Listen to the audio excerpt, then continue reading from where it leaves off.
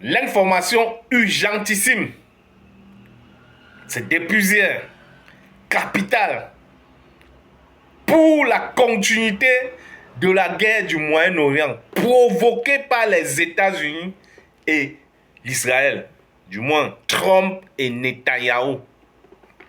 Il y a une information capitale qui s'est révélée hier. Un cessez-le-feu de 2 semaines après 40 jours de guerre. Pourquoi le cessez-le-feu apparaît depuis hier? Parce qu'après maintes négociations, l'Iran n'a pas reculé. L'Iran pose ses conditions. Et actuellement, celui qui détient le droit de veto, un peu comme le droit de veto au détroit d'Ormuz, c'est lui le commandant en chef du détroit d'Ormuz. Il décide quel bateau doit passer là, quel ne doit pas passer. Alors, pourquoi le cessez-le-feu? Avant de décortiquer ce cessez-le-feu, je vais faire une pause de... Je veux faire une petite parenthèse, autant pour moi, pour remercier vous, la communauté qui me donnait la force en longueur de journée. Ma communauté s'agrandit. Voilà, je suis reconnaissant, fier, parce que quand on donne l'information réelle, on ne peut que bénéficier de la majorité des personnes. Voilà. Alors, j'entre dans le vif du sujet. Un cessez-le-feu de 2 semaines a été conclu in extremis entre les États-Unis et l'Iran le 8 avril. Hier, ça veut dire in extremis, ça veut dire qu'ils sont levés tout d'un coup comme ça là, et ils sont assis, ils ont dit non, voilà. Vous comprenez que quelque part, même avant de poursuivre avec toutes ces mascarades là, ils s'entendent.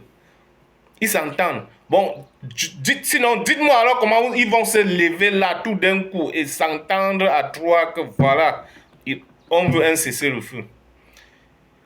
Après 40 jours d'un conflit intense marqué par des frappes israélo-américaines sur le programme nucléaire iranien, cet accord prévoit notamment la réouverture du détroit d'Ormuz par Téhéran. Cependant, cette trêve est jugée extrêmement fragile pour plusieurs raisons. Alors, ma raison à moi, ma vision à moi, je l'ai dit dans ma vidéo d'hier, dans mon podcast d'hier,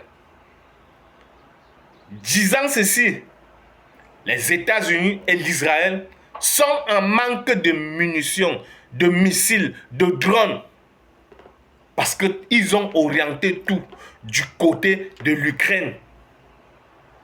Ils ont orienté tout. Trump a même stoppé une cargaison d'armes qu'ils étaient en train d'orienter vers l'Ukraine. Il a arrêté et reprendre ça. Parce que l'Iran, même s'ils font 4 mois, 1 an de guerre, la riposte de l'Iran nous prouve que l'Iran n'est pas un petit. Ce n'est pas un petit pays. Il n'est pas prêt à s'arrêter.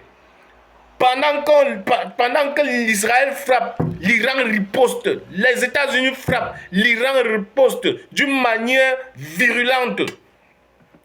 Vous comprenez pourquoi ce cessez-le-feu a lieu d'être. Et je veux dire quoi?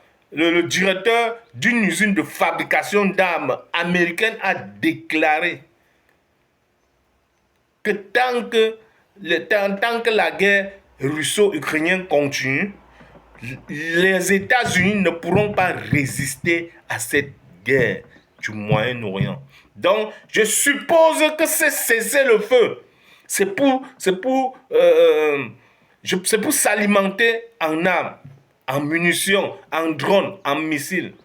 Pourtant, l'Iran, depuis près de 40 ans d'embargo qu'ils ont vécu, ils se sont préparés à des éventuelles attaques comme celles qu'ils sont en train de vivre actuellement.